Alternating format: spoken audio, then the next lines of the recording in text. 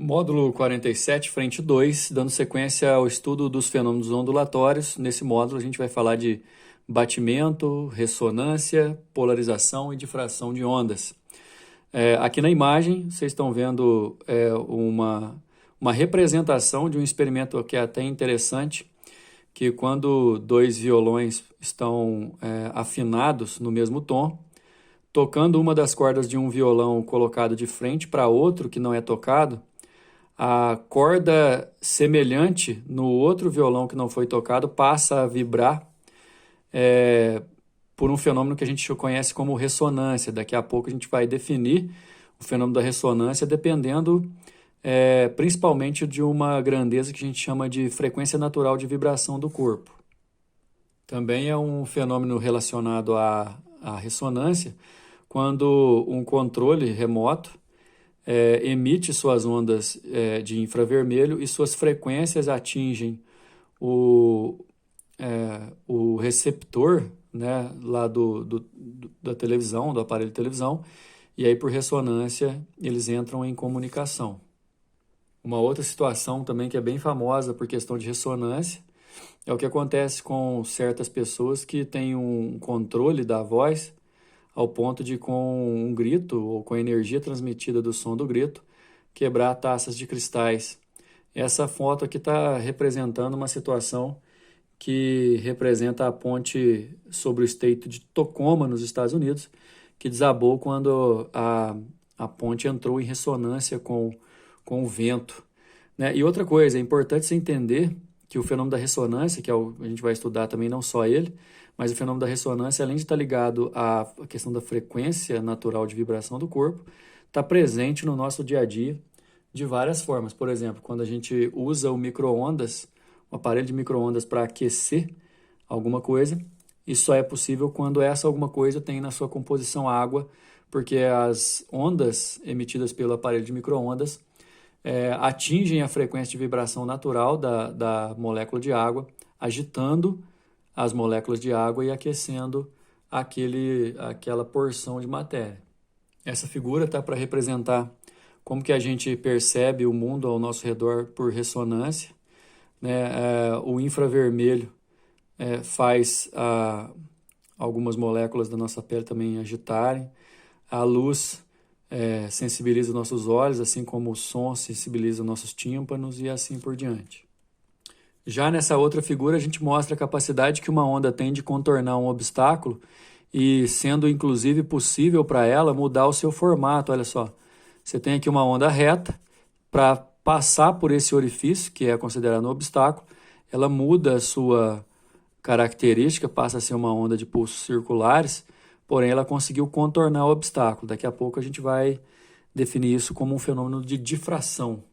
Um outro fenômeno importante também, que acontece só com ondas transversais, é o fenômeno da polarização, que consiste em ondas que têm mais de uma direção de vibração, por conta de passar numa região polarizadora de fendas, adota uma direção particular na vibração, inclusive diminuindo essa intensidade. A gente vê muito isso em lentes de óculos escuros. Agora, propriamente, para a gente estudar os fenômenos, a gente vai começar pelo batimento, que é o fenômeno resultante da superposição de duas ondas de mesma direção, mesma amplitude e frequências próximas. Para quem prestou atenção nas aulas anteriores e percebeu que a gente estudou a questão da interferência de ondas, quando as ondas se sobrepõem ou superpõem, você vai perceber então que batimento, na verdade, é um fenômeno que ocorre como consequência de interferências sucessivas de ondas de frequências próximas. Aqui a gente vê duas caixas de ressonância voltadas uma para a outra, e quando os diapasões são tocados, os sons se interferem, gerando o que a gente chama de batimento. Nesse caso, surgem dois cálculos. A frequência do batimento, né, que é o módulo da diferença entre as frequências das ondas que se interferem. Detalhe, normalmente essa frequência do batimento é muito pequena, porque ocorre batimento somente com ondas de frequências bem próximas. Se as frequências são próximas, a diferença entre elas vai dar pequena mesmo. Outra, a frequência da onda resultante, né, ela vai ser a média das frequências das ondas que estão envolvidas no batimento. Ressonância, a gente já deu muito exemplo no começo da aula, é o fenômeno que ocorre quando um sistema recebe energia periodicamente numa frequência igual a uma frequência própria de vibração. Trocando, para falar um português mais claro, imagina uma taça de cristal e essa taça de cristal tem uma característica que a gente chama de frequência própria de vibração. Qualquer onda que atingir essa taça de cristal na frequência igual à frequência natural de vibração faz essa taça vibrar também. A gente chama isso de ressonância. É quando um corpo vibra simplesmente porque foi atingido por uma onda que tem a frequência igual à frequência natural de vibração daquele corpo. Polarização é um fenômeno que consiste em todos os pontos atingidos por uma onda vibrarem numa mesma direção e no mesmo plano. Ou seja, além de apenas ondas transversais, guarda isso, viu? A luz é um exemplo de onda transversal, então a luz pode ser polarizada. O som é um exemplo de onda longitudinal, o som não pode ser polarizado. Mas trocando em miúdos, a luz, por exemplo, ou qualquer onda transversal, ela tem determinadas vibrações que, ao passar por uma fenda, elas adotam exclusivamente uma só. Olha isso. Tinha vibração nessa direção, para cima e para baixo, e para dentro e para fora. Por conta do formato da fenda, só a vibração vertical passou, essa onda está polarizada, certo? Difração é um fenômeno que consiste em uma onda, entre aspas, contornar obstáculos. E como eu disse anteriormente, para poder fazer isso, ela muda até o seu formato. Considerando, inclusive, pessoal, que esse orifício aqui, ó, depois da difração, passa a ser reconhecido como uma nova fonte de onda, esse orifício aqui. Outra coisa, é por conta da difração que a gente consegue ouvir um gato miando atrás do muro, mas não consegue enxergar esse gato. Bom, lá na página 160, a gente já vai encontrar alguns exercícios, começando pelo número 1. Tocando-se simultaneamente duas notas graves e contíguas no piano, um Ré e o Ré sustenido, adjacente, por exemplo, ouve-se um som de frequência intermediária entre as frequências das duas notas musicais citadas, mas de intensidade que passa periodicamente por máximos e mínimos. Esse efeito é designado, às vezes, na linguagem musical como vibrato. Isso se deve a, olha só, o Ré e o Ré sustenido são dois sons de frequências muito próximas, e quando você toca os dois ao mesmo tempo, eles vão se propagar no ar ao mesmo tempo e, portanto, vão se interferir. Nesse caso, acontece essas interferências, é o que está se referindo no texto como assim, ouve-se um som de frequência intermediária entre as frequências das duas notas musicais. Essa frequência intermediária é a frequência média, que é a frequência da onda resultante, resultado da interferência entre as ondas das duas notas, com produção de batimentos. Por isso a nossa resposta, letra A. Número 2, ao sintonizarmos uma estação de rádio ou canal de TV em um aparelho, estamos alterando algumas características elétricas de seu circuito receptor. Das inúmeras ondas eletromagnéticas que chegam simultânea ao receptor, somente aquelas que oscilam com determinada frequência resultarão em máxima absorção de energia, ou seja, o sistema fica pronto para poder vibrar numa determinada frequência particular. Se a onda atinge com aquela frequência particular, passa a fazer o sistema vibrar. Isso a gente chama de ressonância. Letra E. Número 3. Os pilotos de avião, esquiadores, usam óculos de sol com lentes especiais para obter proteção contra os reflexos. Basicamente, o que fazem esses óculos é absorver grande parte da luz refletida sobre superfícies em geral, como a superfície de um lago, de uma pista de esqui ou do solo, no caso de um piloto de avião. Pode-se comprovar sua eficácia se depois de olhar a superfície, girarmos os óculos em 90 graus. Nessas condições, estaremos fazendo que o eixo de transmissão dos óculos coincida com a direção do campo elétrico refletido pela superfície, de modo que estaremos recebendo essa luz e poderemos comprovar que se transmite maior quantidade de luz através das lentes. O fenômeno ondulatório que está ligado ao uso desses óculos, esses óculos, pessoal, são chamados de óculos polarizadores da luz. Portanto, polarização. Letra A. Número 4, ao diminuir o tamanho de um orifício atravessado por um feixe de luz, passa menos luz por intervalo de tempo e próximo da situação de completo fechamento do orifício, verifica-se que a luz apresenta um comportamento como ilustrado nas figuras. Sabe-se que o som, dentro de suas particularidades, também pode se comportar dessa forma. Olha só, vai diminuindo o orifício até chegar aqui, a onda que era reta, ela mudou o seu formato para poder contornar esse obstáculo. Contornar esse obstáculo a gente chama de difração. Vamos ver o que o exercício pergunta. Em qual das situações a seguir está representado o fenômeno descrito no texto? Bom, difração, vamos ver. Ao se esconder atrás de um muro, um menino ouve a conversa de seus colegas. Ele ouve, mas não enxerga os colegas e nem os meninos enxergam ele, né? Nesse caso, nem os meninos enxergam ele, né? Nesse caso, ele ouve porque a onda sonora, que tem maior comprimento de onda do que a luz, contorna o obstáculo que é o muro. É exatamente um fenômeno relacionado à difração, portanto, a letra A.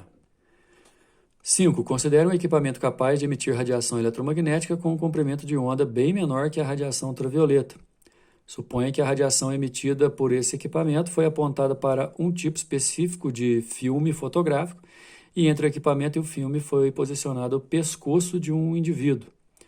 Quanto mais exposto à radiação, mais escuro se torna o filme após a revelação. Após acionar o equipamento e revelar o filme, evidenciou-se a imagem mostrada na figura. Nesse caso, essas regiões onde estão brancas ou mais claras é porque a radiação não pegou. Porque quando a radiação pega, queima o filme assim e fica preto.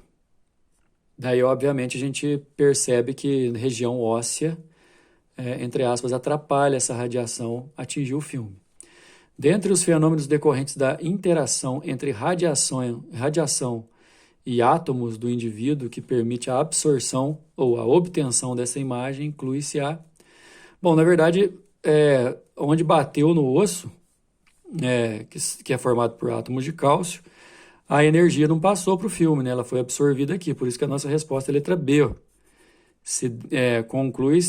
Inclui-se a maior absorção da energia eletromagnética pelos átomos de cálcio que por outros tipos de átomo. Átomos de cálcio, que são base fundamental do sistema ósseo.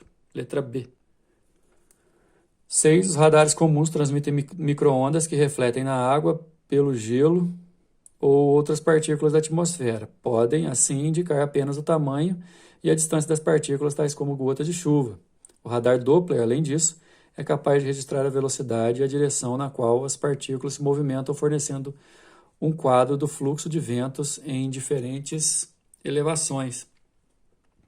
Nos Estados Unidos, a NexRad, uma rede de 158 radares Doppler montada na década de 1990 pela NOAA, permite que o Serviço Meteorológico Nacional emita alertas sobre situações do tempo potencialmente perigosas.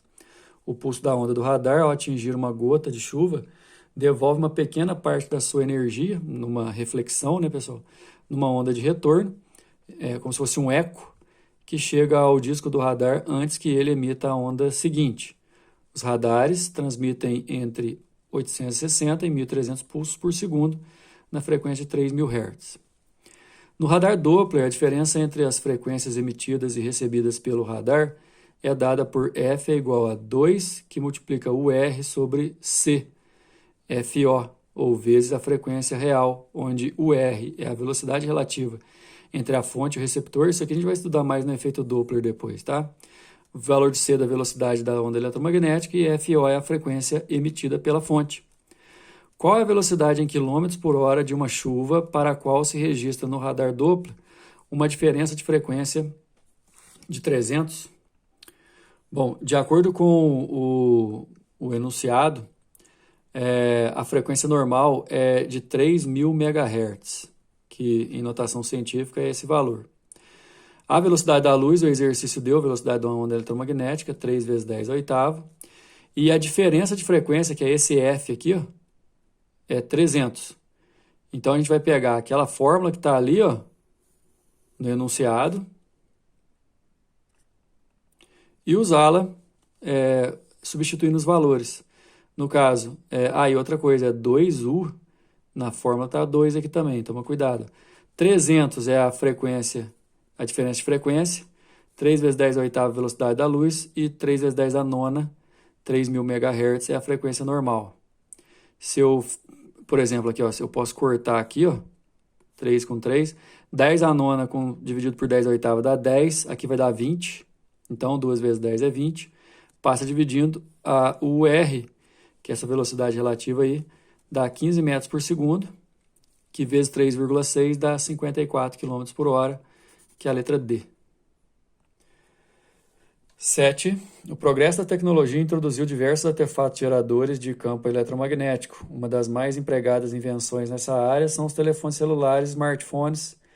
As tecnologias de transmissão de celular atualmente em uso no Brasil contemplam 2 sistemas. O primeiro deles é operado entre frequências de 800 MHz e 900 MHz e constitui os chamados sistemas TDMA, CDMA. Já a tecnologia GSM, que é essa dos chips, né, ocupa a frequência de 1800 MHz.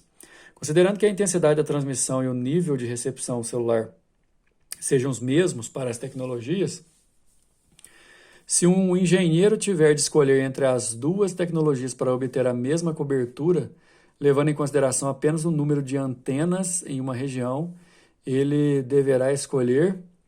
Bom, é o seguinte, a questão aqui é em relação à frequência, que vai ser a única diferença, né? A frequência de operação é 80 para 1.800, entre 800 e 900, melhor dizendo, e 1.800 para outra. Tá claro que a frequência de uma é bem maior que a da outra, mas questão de instalação é questão de intensidade. A intensidade é potência dividido pela área de cobertura.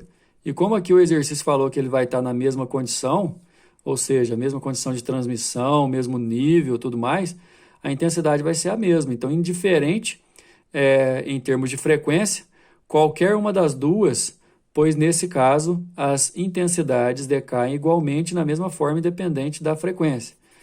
As intensidades decaem, levando em consideração essa área, quanto mais longe da torre, menor é a intensidade. Letra E. Número 8. As ondas eletromagnéticas, como a luz visível e as ondas de rádio, viajam em linha reta em um meio homogêneo. Então, as ondas de rádio emitidas na região litorânea do Brasil não alcançariam a região amazônica do Brasil por causa da curvatura da Terra.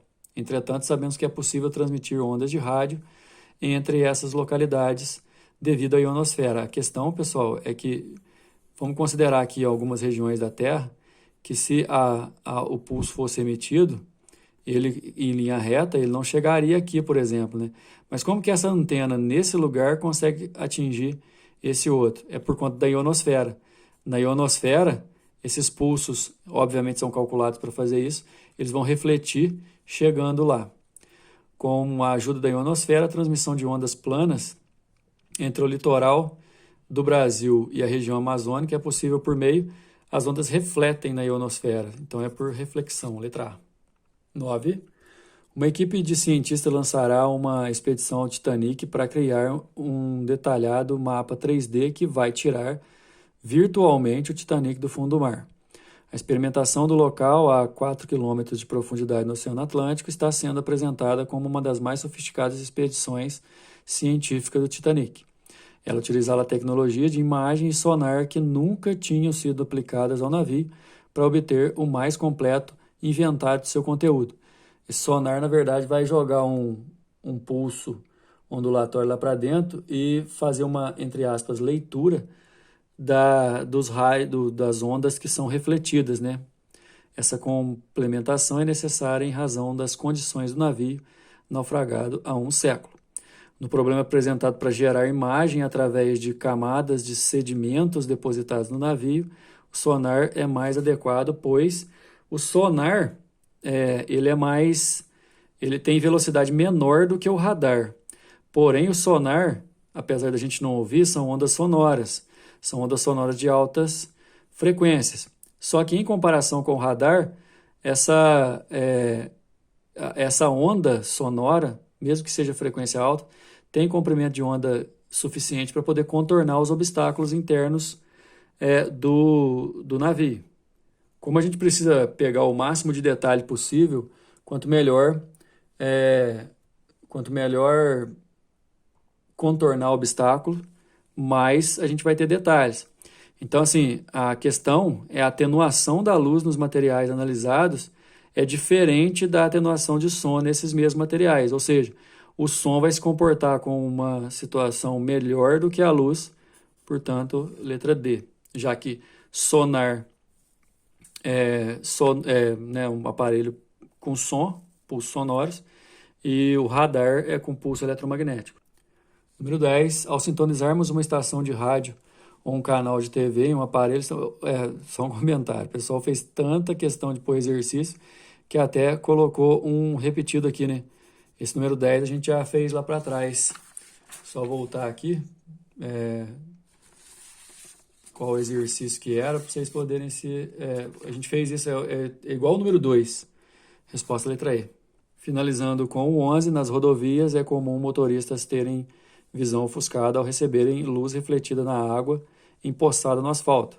Sabe-se que que essa luz adquire polarização horizontal. Para solucionar esse problema, há a possibilidade de um motorista utilizar óculos de lentes constituídas filtros polarizadores. As linhas nas lentes dos óculos representam o eixo de polarização dessas lentes. Quais são as lentes que solucionam o problema descrito? A intenção é bloquear essas ondas que vêm das poças e elas têm polarização horizontal. Ou seja, se a onda vem na horizontal, eu tenho que colocar uma barreira que possa impedir essa passagem. Seria uma barreira vertical, portanto a resposta é a letra A, certo? O próximo módulo a gente vai continuar falando sobre esses fenômenos, tá? Aguardem. Até mais.